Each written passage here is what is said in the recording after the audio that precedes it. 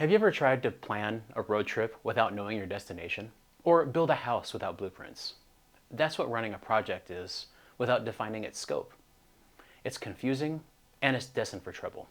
I'm Chris, your project pro, and today I'm revealing how defining your project's boundaries could be the difference between delivering on time and on budget, or watching your project spiral into chaos.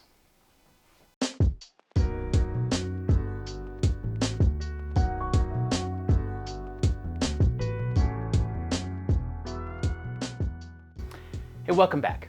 If you're new here, we are all about making project management click. Last week, we explored the key players in project management, and today, we're tackling one of the most critical skills in your project toolkit, defining your project scope. So, what is project scope? Well, let's start with the basics. Think of it as the fence around your project. It defines what is in and what is out of your project, and it helps provide protection against that dreaded scope creep. Imagine you're renovating your kitchen. Your scope might include new cabinets, countertops, appliances, but specifically excluding knocking down walls or redoing the flooring. Without this clarity, you might find yourself with a contractor asking, so what about these walls? Should we remove them? And suddenly, your 2-week kitchen refresh has now become a 3-month home renovation. So how do you nail down your scope? Well, we have 4 key steps to help you out with that. Step 1 is to gather requirements. We talk to everyone involved. In our kitchen example, this means consulting with family members who use that space. You ask them what they need and what their pain points are around the current kitchen. Step 2 is to define clear objectives, and we use SMART goals to do this. SMART is specific, measurable, achievable, relevant, and time-bound. For our kitchen, a SMART objective might be to create 30% more counter space while keeping the budget under $15,000 and completing the work within 3 weeks. Step 3 is to specify deliverables.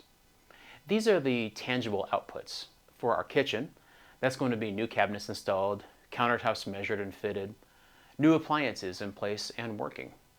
And then step 4 is to identify exclusions. Now, this is absolutely critical to any scope.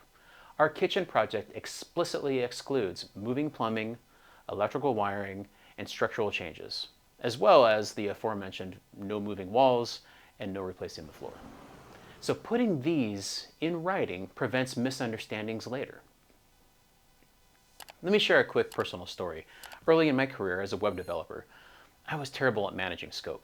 A client would ask if I could just add one more little feature, and I would say yes without adjusting my timelines or the budget, and before I knew it, my 2-week website became a 2-month nightmare. Learning to define and defend my project scope changed everything. In doing that, I was delivering on time, and clients were happier, and I was working less hours. Now, we want to document our scope. We do this in a scope statement. Think of this as your project's constitution. It includes your project objectives, all deliverables clearly defined, your specific exclusions, and approval signatures from key stakeholders. And don't forget to create a process for handling scope changes, because they will happen.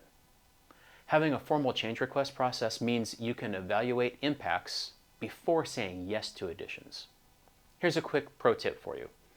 Review your scope document with stakeholders and get their signature.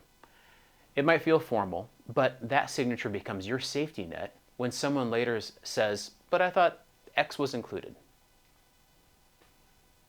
And there you have it. This is really simple. The power of defining your project scope. And when you define what is in and what is out of scope, it makes the process go so much smoother. Next week, we'll show you how to break down your scope into manageable tasks using a thing called a work breakdown structure. So, if you found this video helpful, please like it, subscribe, share it with someone who you think will benefit. And the link for my website is in the description with additional resources available to you. Drop a comment below with any of your scope management stories or questions. I'd love to hear from you.